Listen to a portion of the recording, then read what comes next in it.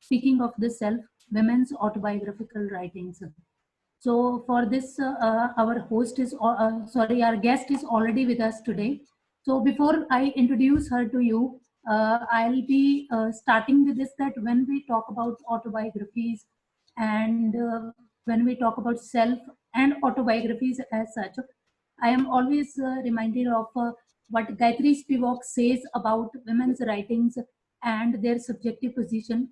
She points out four ways, in which she can write about her life and life experiences. That is, first, she herself writes about it. Second, some other women or even male person also writes about, her life experiences. Then, so far, whatever she has lived in her life, on the basis of that, she writes about her future life.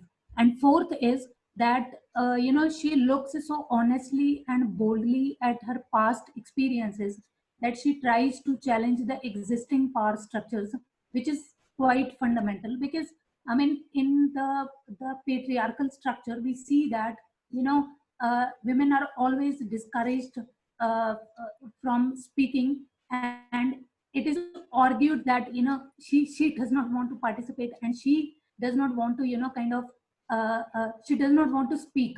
So in that sense, speaking for herself and writing about her personal life is taking a subjective position. So if we observe it minutely, we will notice that it is something which is feared of, that if a woman speaks for herself, she will gain that kind of power and that kind of authority which if the patriarchal structure does not want to give to her. So in that sense, the autobiographical writings gain quite a big relevance. So we will be discussing all these issues and some of the other dimensions of the autobiographical writings with Dr. Anshu Malhotra, who is a professor of history at the University of California, and she has extensively worked on the issue of gender autobiographies in South Asia. So I welcome Dr. Anshu Malhotra from Vajood team, so that she spared her precious time for us, and she agreed to join with us. Welcome, Dr. Anshu Malhotra. And, thank you very much, Sumati. I'm very pleased to be here. Thanks for inviting me. Yeah, you're welcome. So I'll be starting with the very basic question is, because we are talking about the concept of self and autobiographies. So what role do autobiographies play in speaking of the self? Well, as the very term itself says, it's auto meaning self, bio meaning about your life, and graphy meaning writing, right? So autobiography as a genre is about writing about the self. But before I sort of go on to discussing what many scholars prefer to not talk just about autobiography because there is a bias here about being able to write. So about literacy, that people should be literate to be able to write about themselves and so on and so forth. So scholars have chosen to speak about life stories, life history, and of course for those who have literacy, life writing, life narrative. So there are multiple names, multiple terms that we could use about speaking about the self, and therefore we also speak about speaking about the self, right? The other issue with autobiography is that very often autobiography is seen as a product of the Western tradition, right? It's, very often traced to the 18th century when Rousseau wrote his Confessions. And so a certain kind of a retrospective narrative about the self was developed that was focused on the self in a particular kind of a way. Now that takes away from many other ways in which people have spoken about, and here I want to say autobiography, auto with a slash and then biography. And so, there are ways in which these genres are mixed. And so the ways in which, for example, oral narratives were there about writing about a life, or there were other ways in which people spoke about individuals in society. So, even the terminology in some senses is quite a complex issue, right? And so autobiography is just, you can say that you can appropriate this term to use it for many of these other ways in which the self or a life has been imagined. So it's one of the ways in which you speak about. So if you actually, agar to see, इस type दिया terms देखो vernacular which जो इस्तेमाल होते हैं. So you'll have terms like आत्मकथा, आत्मचरिता, and so on, khud navisht. So there are multiple ways, and every term has a particular significance, a particular way in which you interpret it, right? So autobiography would be, let's say, just one of those many terms. Yes, yes, yes. Yeah. So then, I mean, when you have talked about the vernacular and the different terms used for autobiographies, but how do we see the tradition of autobiography in India, and how it is different from the Western tradition? I mean, because it's like it is argued that it is a modern autobiography is a colonial product. So how do the autobiographies written in India and South Asia differ from the autobiographies written in West? So the first thing I would like to say is that there is life writing that has occurred in India. So it's, in that sense, it's not something that is new. And life has been written about in multiple kinds of ways. You might write it in sort of set ways, in codes, in coded ways in which you present a life, or you might, they say in South Asia, you don't have a very well developed sense of individuality. So, it's a society, it's a community that matters. But increasingly, more and more scholars say that everyone is basically related. So it's relational aspect that you see in, different ways in which life writing takes place. So even in the West, you don't have the myth of the individual or the myth of a kind of a self that is all coherent. You don't have that, kind of coherence. So that's the first thing I would like to say. Secondly, I would like to say that, so there are multiple ways in which lives have been written. So the most, well-known examples would be Baba writing about his life, for example, Baba Naam, yes. right? Or you have someone like Jahangir writing Tuzuke Jahangiri. You have the very famous example of Banarsi Das, who was a contemporary of Akbar, who wrote Ardha Kathanaka, half a life, right? Yes. So you have something like that. You have C.M. Naim, who has discussed the autobiography of Mir Taqi Mir, who wrote this in the 18th century. So there are multiple examples. What is perhaps more interesting is the way in which have women written about their lives or not? Yes, because men you still have. And I think if you look at the collection that was brought out by David Arnold and Stuart Blackburn, there are multiple examples of life writing over there. So women and men both. So does the colonial period create a different kind of a modernity and a different kind of a modern self that focuses on the self? Is there a developing sense of individuality that is taking place, etc.? That's one question. But certainly, I think the kind of model that you have of autobiographical kind of writing that develops, where you start having with the colonial period men looking at their lives and beginning to write about them. So even in Punjab, and in other parts of the country you'll have more examples, but even in Punjab you have multiple examples of the colonial period when a number of autobiographies begin to be written by men. Let me give you just 3 or 4 examples. You have Lajpat Rai, who writes his Atmakatha. You have the famous example of Prakash Tandon, who writes Punjabi Centuries. You have Ved Mehta, who writes about his father, biography about his father called Daddy Ji, and he continues into the autobiographical mode. Later on, you have Bhagat Lakshman Singh, who writes about his life. You have many such examples. So certainly autobiography, men writing about their lives, begins to come into the market. So you can say a kind of a modern autobiography that comes into existence. And then you will have women also beginning to write about themselves. In Punjab, perhaps the very famous example would be someone like Amrita Pritam, who writes about her life. Rasidi Ticket, she writes. You have Dalip Kaur Tiwana, who writes about her life, and so on. So you begin to have. But in the pre-modern period, it's difficult to think about women who were also writing, but they were. So the thing is, I think what the book that I edited with Siobhan Lambert-Hurley, we actually found, women who had written about themselves, not in the conventional ways, but in multiple ways where they fashioned a life for themselves. And one of the things that we talk about in that book is that writing about the self is fashioning the self in a particular way, right? So it's a performative tradition. So there is a kind of a performativity that is attached to the idea about writing about the self, right? I asked earlier that, how the autobiographies written in India are different from being written in the West.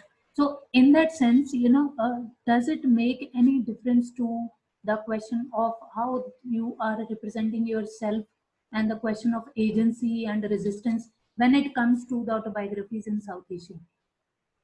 If we make that distinction between the two. South Asia and the West. South Asia.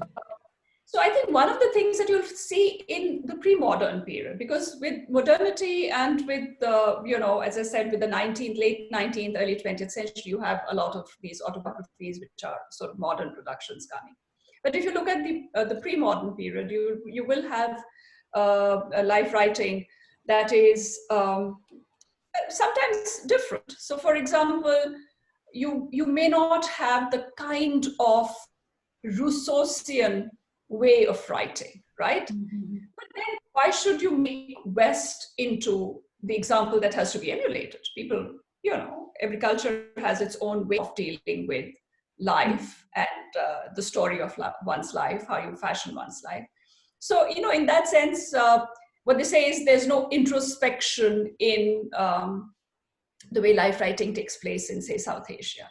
But I don't see why that is so important anyway, because you do not need to make the West as exemplar for how the life has to be written. You have very different traditions in the Middle East, you have different traditions in South Asia.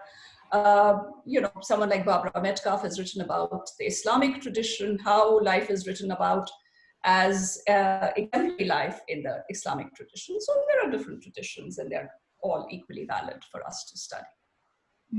So can you speak a little bit more on how women negotiate this genre of autobiography? So again, in the pre-modern period, to give you just a couple of examples that we had in our book. So, someone like, there was a chapter on Jahara Begum, right, who writes. So she, in that chapter, what this scholar tried to show was that a lot of her Sufi literature, is about fashioning the self, right? So here is a princess who took on a very important political role because, she lost her mother and she helped her father, with taking on the role of what a consort, in a sense, would be doing. So Jahara Begum was very important. And, her relationship with a Sufi establishment was very significant, and she tried to show herself as a Sufi master. So, she wrote in that sense. And then also the architectural works that she undertook. So these were some of the ways in which she expressed herself, the ways in which she fashioned a kind of a persona for herself, right? So you have something like that. Then you had another scholar who wrote about 18th century Hyderabad state. You have Mahalakabai Chanda, who also wrote her divan. She created herself in a very complex courtly politics. And you have some very, very interesting, literature over there. And then from the 19th century, you have multiple examples of women writing their autobiographies. One of the first autobiographies that was written is in the mid 19th century in Bengal, Rashundari Devi, who wrote about her life, and Tonika Sarkar has done an excellent study of her life. And then you have a range of them coming up in Bengal, in Maharashtra, in Tamil Nadu, and as I said, also in Punjab. And of course, I would like to just bring in Piro here because I Piro, was about to ask you about her only. Yeah. she is writing very much in a pre-modern mold, even though she is a 19th century person herself. Yes, So, yes, yes. so Yeah, there is. actually, I mean, this is what I wanted to ask you. Like, I mean, Piro's writing is autobiographical writing, so that is not considered to be pre-modern and pre-modern. I mean, somehow in between of that. So because she's writing at that time when Punjab was at the cusp of the colonial rule. So, how do you? I mean, please talk about that, the writing of Piro, and any of the aspect of her writing which you want to highlight, since you have worked in detail about that. So, Well, I have a very big book on her, so I have yes, multiple yes. aspects of her life that I can Yeah. speak Yeah, about. but that will not be possible that we can talk about every aspect of that. अब मतलब मैं तो बहुत चीजों के बारे में बोल सकती हूँ उसके बारे में, but one thing I would like to start with is saying that Piro is she dies in 1872, okay, and Punjab is fully colonized by 1849, and of course, parts of Punjab, in a sense, are under British control, though they are with princely states already, much earlier in the first half of the 19th century in the Sea Sutlej states. So despite the presence of the colonial state, what you find in her, and this is not an autobiography, it's a very different kind of a writing, and I'll speak about it in a minute. But what I would like to say is that it is very much in a pre-colonial mold. It's not at all influenced by new kinds of writing, new kinds of ways in which people fashion themselves, new ways in which. So it's very much steeped in an earlier kind of a tradition where, of course, again, she's being extremely innovative. She's being very innovative in the way she chooses to write. She's struggling because you really don't have a tradition in Punjab or elsewhere as such of women writing about themselves or events that have taken place about themselves. So you have very few examples, within the Bhakti tradition, and I like to emphasize the Bhakti tradition with Piro as well. But you have someone like Bahina Bai who writes, her Atma Nivedana, again in the 18th century. So that's perhaps one of the only examples within the Bhakti tradition that you have, right?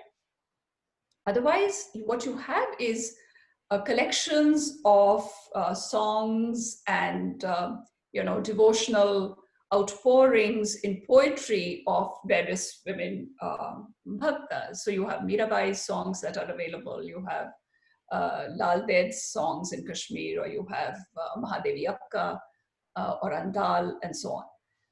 But you don't have people writing about themselves. And what is interesting, and that also pushes Piro in the cusp of modernity, because she is actually choosing to write about herself, very much about something that happens to her. So in that sense, but all the way in which she writes in a kafi, Mm-hmm. she writes kafi, right? Yeah. So in the way in which the literary output takes place is very much pre-modern. Mm-hmm. Okay, so I'll be moving to some other aspect from Piro. Is like when we talk about self or the nature of the self, it is understood in two terms. Like, I mean, it's like the given self, something which you are born with and is independent of the external factors, and also the constructed self. So, how do you understand these two ideas of the self, and where do we place the writings of women in this understanding of the self? So there's no self that you're born with. I mean, that's just a myth, right? you are born in particular circumstances, and your circumstances shape you as a person. So that's one thing. But when we are talking about writing about the self, some kind of a life writing, uh, and here, the term life story, for example, is very interesting. You will write about yourself, and that's why I use the term fashioning. You're fashioning yourself, you're performing yourself. And this performance depends on multiple things, right? You want to write about yourself because you think that someone else needs to be told about what happened, right? And they don't have a sense. So it's very much an intersubjective kind of a genre where the audience that you have in mind will very much shape what you write.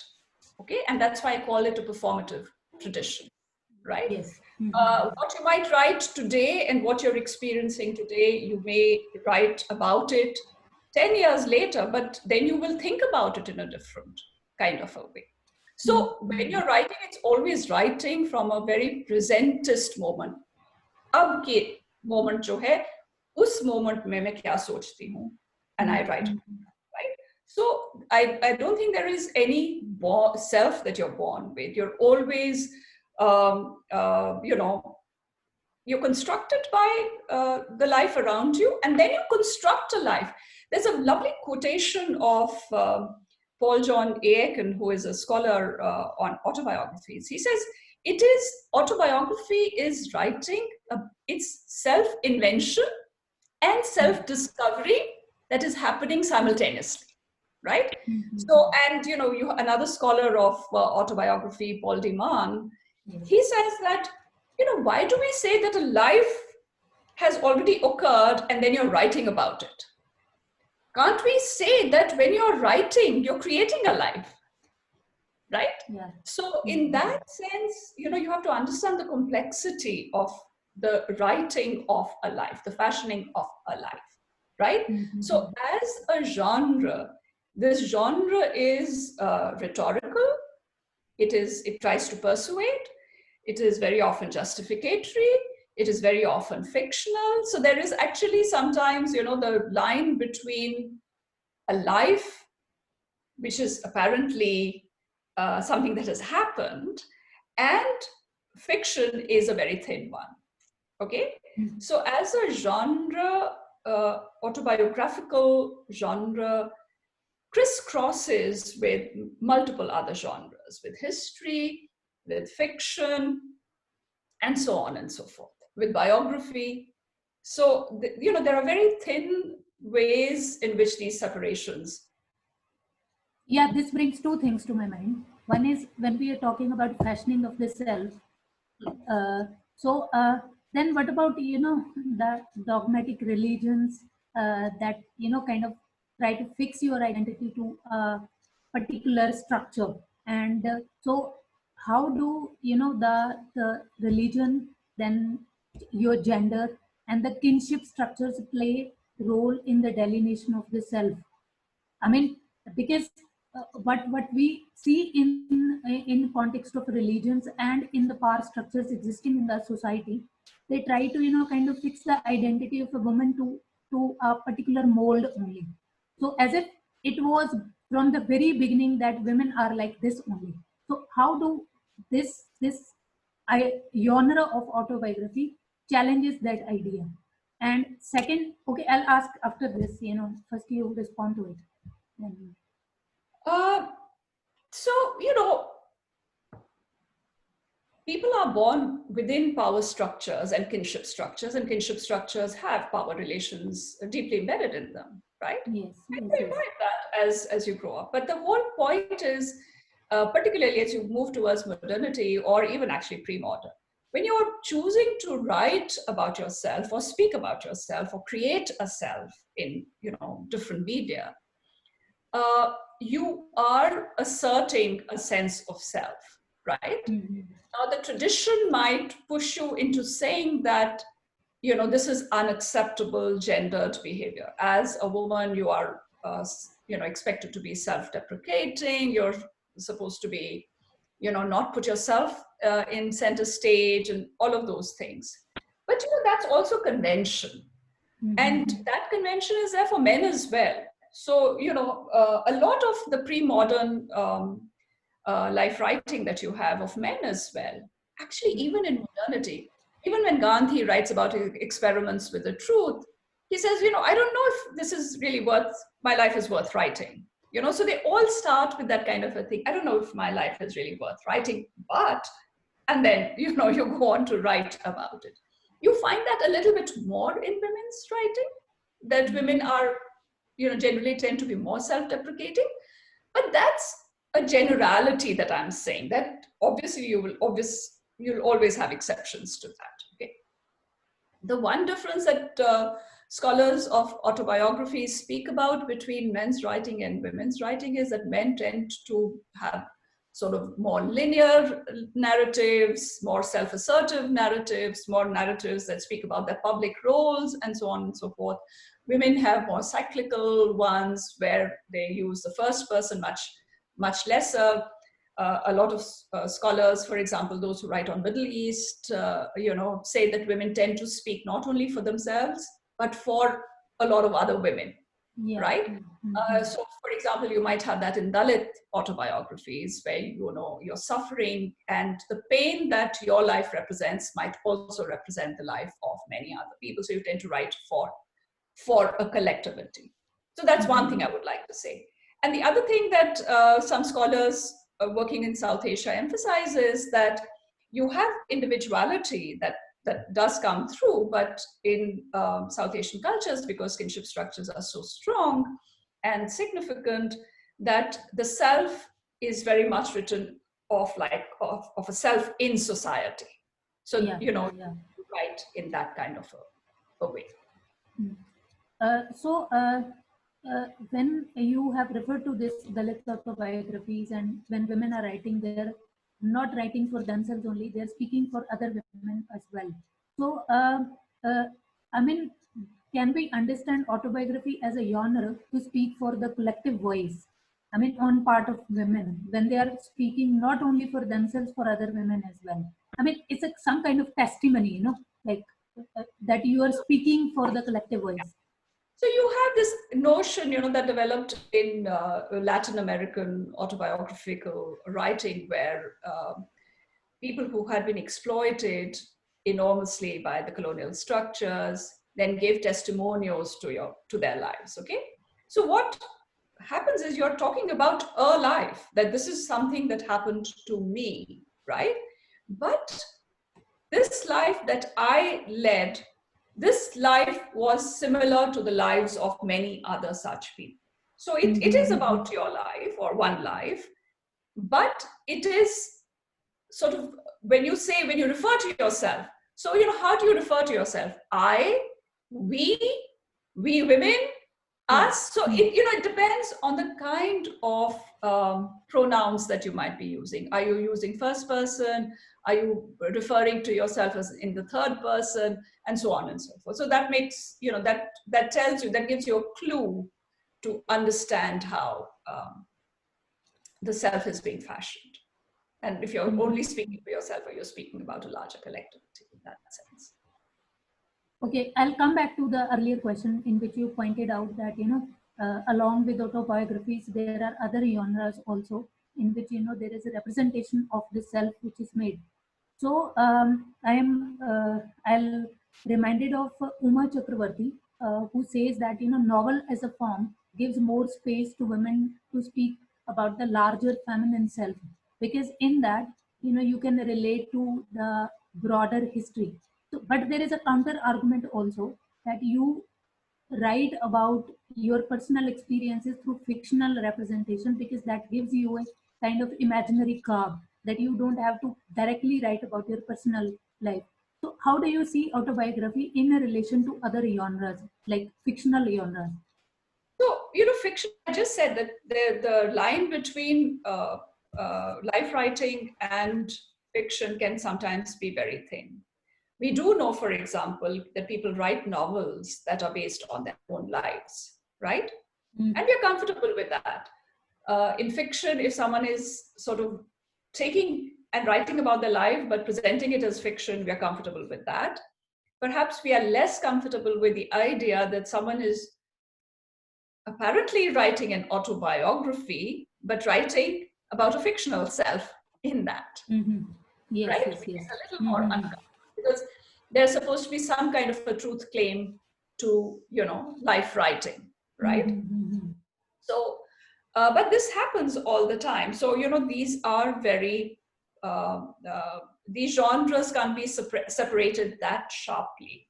The only difference that would be, I think, that marks out a life writing from, let's say, a fictional account is that you give a stamp of your name to it, right? कि मैं कह रही हूं कि ये मेरी जिंदगी के बारे में है, right? But beyond that, what you might perform within that might be fictional, right? Yeah, absolutely. I think that So, can happen even in an autobiography as well, not only in the fictional writing. yeah, I'm saying in the Yeah. I'm talking about the autobiography, that you are Yeah, giving yeah. it a stamp by putting your name to it, but it might be fictional what you're writing. Yes, yes, yes. And you might imagine your life at a particular time in this kind of a way. Your imagination might change after a while, right? Because life evolves, experience evolves, and experiences already, in a sense, you've created a narrative when you talk about an experience, right? So that's also, so it creates the complexity about what life writing is about. Yeah, it's like, I mean, I'll speak somewhat in Punjabi also here. Like, Please go yeah, ahead. yeah.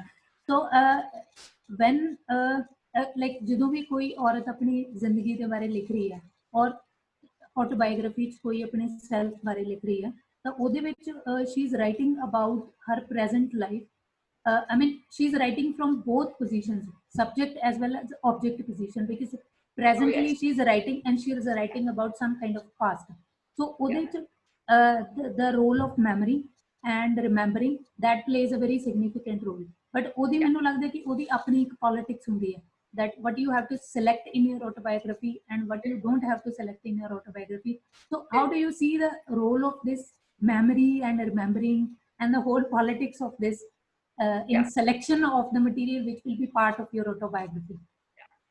See, memory ਤੇ ਤੇ ਬਹੁਤ ਜ਼ਿਆਦਾ ਕੰਮ ਹੋਇਆ ਹੈ, partition ਦਾ ਕੰਮ for example ਹੋਇਆ ਹੈ, Right.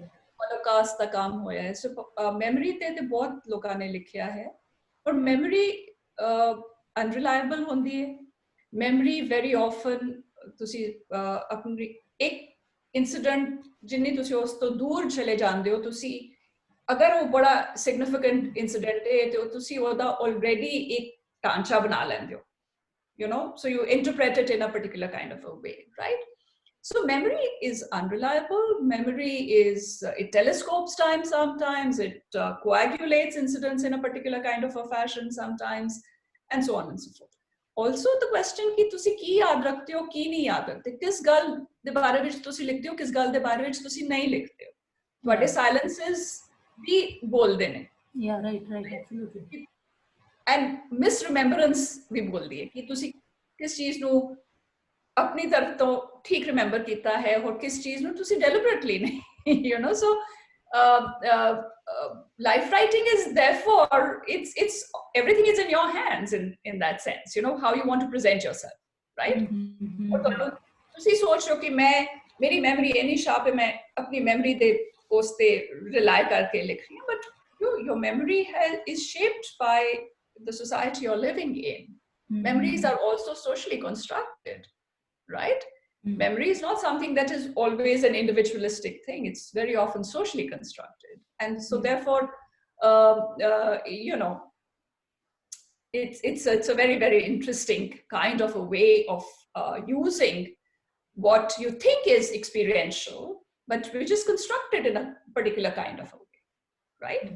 So this constructive aspect of life writing, of life narrative or personal narratives is very significant. That's why we say it's performative as a genre.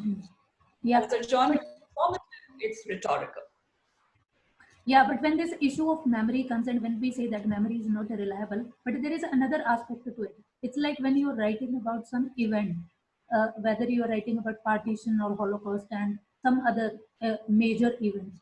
I think that, it's not that we discuss only the unreliable part of the memory, but it's also that your memory as well as your imagination provides a larger structure to the event also. It's like you see it from different perspective, not only giving what exactly happened, but bringing in the individual experiences also. Absolutely, Yeah, absolutely. which will not be part of the broader historical current. I mean, ਉਹਦੇ ਚ ਫਿਰ ਮੈਂ Piro the example ਦੁਬਾਰਾ ਲੈ ਕੇ ਆਉਂਗੀ, because I mean, when we are talking about Piro's writings, sometimes it is argued that ਕਿ ਤੁਸੀਂ ਇੱਕ individual ਦੇ ਬਾਰੇ ਗੱਲ ਕਰ ਰਹੇ ਹੋ, so what is the importance of one particular individual in the broader historical current? ਤਾਂ Hmm. ਉਸ ਦੇ ਵਿੱਚ ਆਪਾਂ Piro ਦੀਆਂ writings ਨੂੰ ਕਿਵੇਂ situate ਕਰ ਦਿੰਦੇ ਹਾਂ, like history ਤੇ autobiography ਦੇ ਉਸ point of view ਤੋਂ. So Piro is obviously, मैं अपने किताब which I discuss an issue which I say that she is both exceptional and normal, right? She's not an every woman. By the very fact that she writes about her life, it makes her very different. ठीक है, क्योंकि किन्नियां औरतां उस समय विच, उस दे time दे विच, उस दी kind of a social background जिस तो ਉਹ ਨਿਕਲ ਕੇ ਆਂਦੀ है, how many of them could write about themselves, right? So the very fact that she is able to do that, and she is able to talk back to the society, she's able to give it back to the society in a sense, makes her exceptional. But I also say that Piro also exemplifies a paradigm. एक pattern है कि तुसी women in South Asia, when they write about themselves, or when they make a life which is different, a fashion a life which is different from the life that is normally understood to be a woman's life,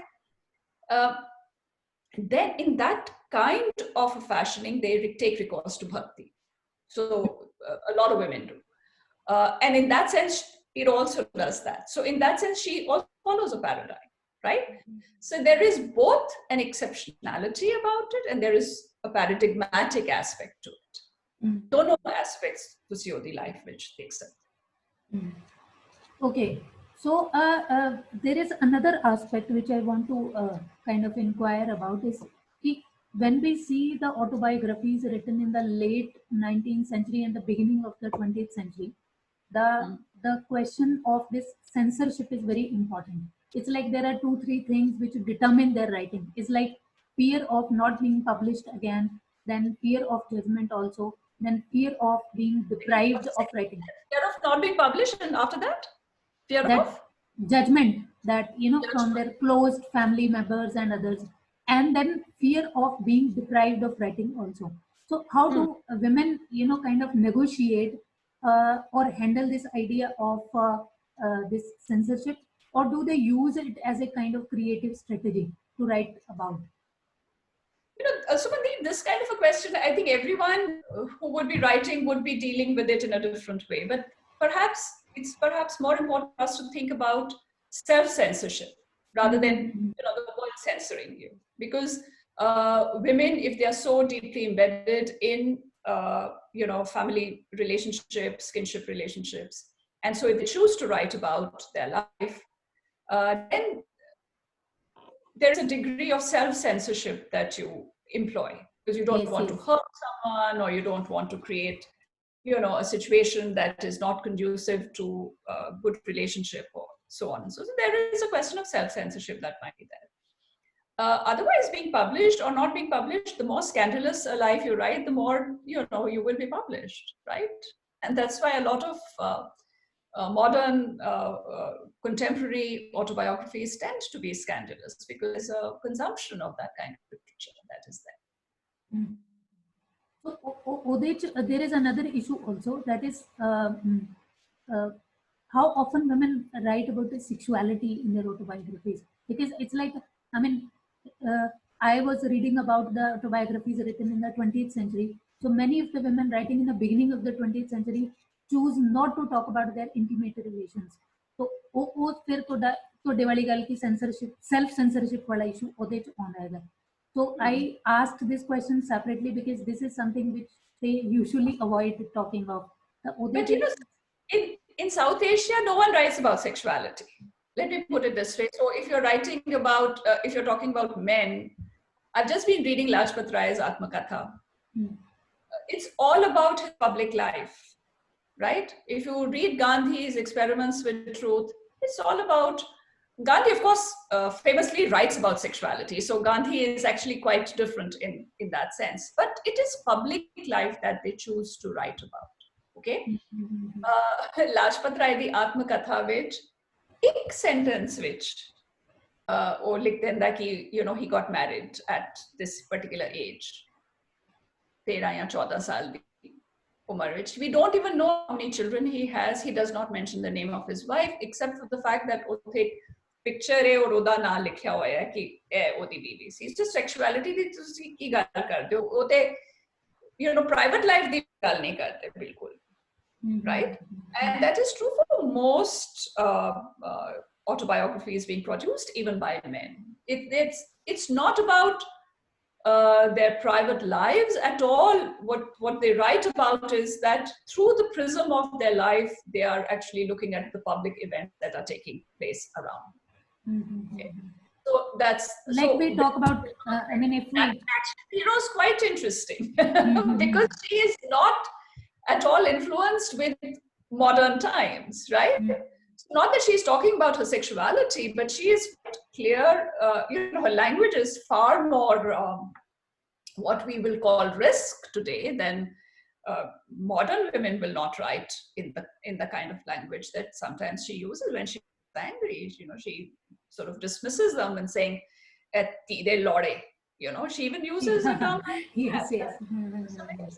Yeah. And of course, she puts down both Hindu religion and Islam by talking about externalities of these religion and saying that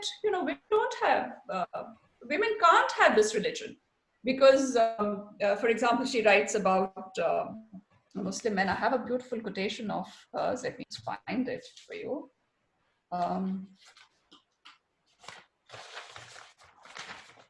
Yeah. So, for example, when she writes about Islam and Hindu religion, she says, "Kude majab banot kar kude daave, ling mujh ko kaat ke phir turak banave. Hindu bade banot ke dhar janju choti, bade banot na nariyan gal dono khoti." Okay. So here, you have a woman who's saying ki you make false religion by giving false promises. Okay, ling mujh ko kaat, by snipping the penis and mustaches, you make Muslim men. By wearing the sacred thread and keeping the choti, you make Hindu men. But women can't have either of these things, right? Yeah. Na ਉਹਨਾਂ ਨੂੰ ਛੋਟੀ ਜੰਜੂ ਮਿਲਦਾ ਹੈ ਔਰ ਨਾ ਹੀ ਉਹਨਾਂ ਦੇ ਕੋਲ ਪੀਨਸ ਔਰ ਮੁੱਛ ਹੈਗੀ ਹੈ ਤੇ ਤੁਸੀਂ ਔਰਤ ਨੂੰ ਕਿੰਜ ਬਣਾਓਗੇ. So this ability to write in this kind of a language, you will not find it in modern autobiographies at all. Odej, I'll take example of Amrita Pritam, like when she's writing about her relationship with Sahir and then her experience of smoking and everything. So Odej, ek bahut jehdi initial judgment on that is from a very moralistic point of view. I mean, she's not behaving in a feminine way or it's not a womanly way. So right. वो चीज ਜਿਹੜੀ I mean she's writing in 70s and 60s and 70s. The Piro the writing is far behind. Piro's writing is probably, I mean, she talks about events that took place in the 1830s with her. Yes. The ਉਹਦੇ ਚ I mean that way the kinship structures and the community structure that plays a very significant role where women has to fight a lot in order to express herself. क्योंकि judgement तो writing ते या तुसी जो लिख रहे हो ਉਹਦੇ ਤੇ ਨਹੀਂ ਹੋ ਰਹੀ. It's about how you are living your personal life. Yeah, but at the same time, I would like to say that Amrita Pritam, when she writes about these events, about how she's also fashioning her personality. She's creating a debonair personality for herself, right? So she is presenting herself in a particular kind of a way. I mean, we need to remember that this is self-fashioning that is happening, right? Sorry, anyway, please finish your question. No, no. I mean, my question was related to this only. I mean, how these structures play a role in determining your life. That you have to. I mean, this fashioning of the self also is coming because of certain structures. That, Hmm. I mean, because you have to write in a certain way. Yeah. If you write in other way, that will not be acceptable. So that's what I'm pointing out basically. Yeah, but for some, so I would suggest that if it was, in our edited volume, we have a chapter on Zakira Begum by Mm-hmm. Sylvia Bartok. Yes, And yes, yes. in that chapter, she talks about early 20th century Hyderabad middle class Muslim family, and being brought up within that family. And she writes in a very she's self-deprecating when she writes about her life. She's apologetic when she is talking about some of the events that took place in her life. So that's probably a typical kind of a way in which a woman would present herself, where she is embedded in kinship structure. She doesn't want to hurt people, but she still wants to write about her life, right? Mm-hmm. I'm suggesting that when Amrita Preetham is writing, Amrita Preetham is also trying to create a personality for herself, which is what she would like to present to the world, which is probably because she wants to create this debonair personality for herself, Mm-hmm. right? And where, of course, she's also embedded in certain kinds of social relations, but for her, it is very important to present herself as this modern, cosmopolitan, independent woman persona, right? So both of these people would be fashioning themselves according to the audience that they have in mind. Yeah, yes. They're Mm-hmm. both trying to create personality with certain ways in which they would like to present themselves. Mm. And I mean, when we talk about autobiographical writings, for that, the question of class also plays a very significant role. I mean, the women writing in like Bhopal Riyasat and Rampur Riyasat and all, it's like the women from elite class, they have this privilege that there is somebody to take care of their children, there is somebody to cook food for them, so they have that kind of time and space that they can write about themselves.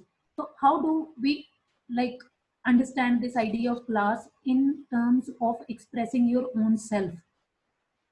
So, quite clearly, class will play a very major role. First of all, if you're talking about 19th century or even early parts of the 20th century, literacy is a very class thing. Not every person is literate, right?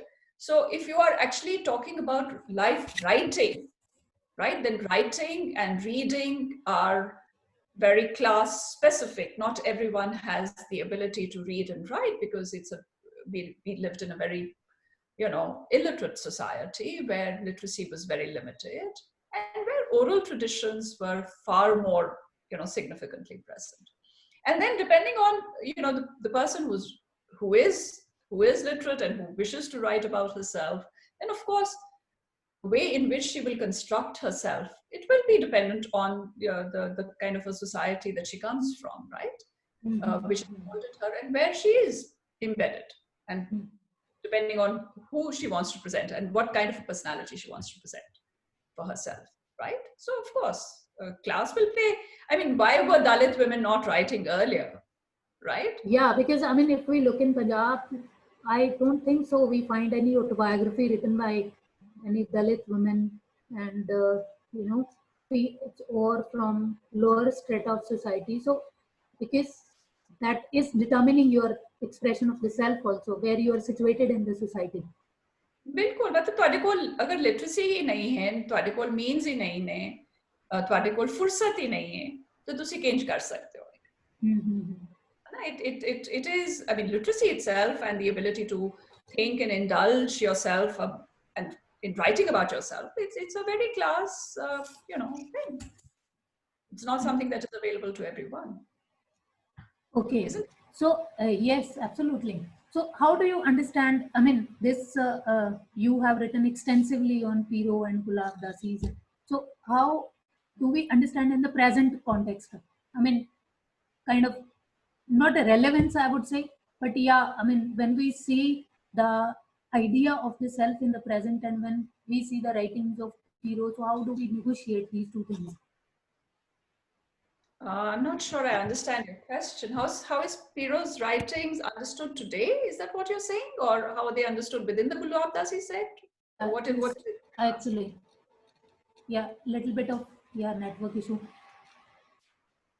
So, so Piro is, there are two things. I think um,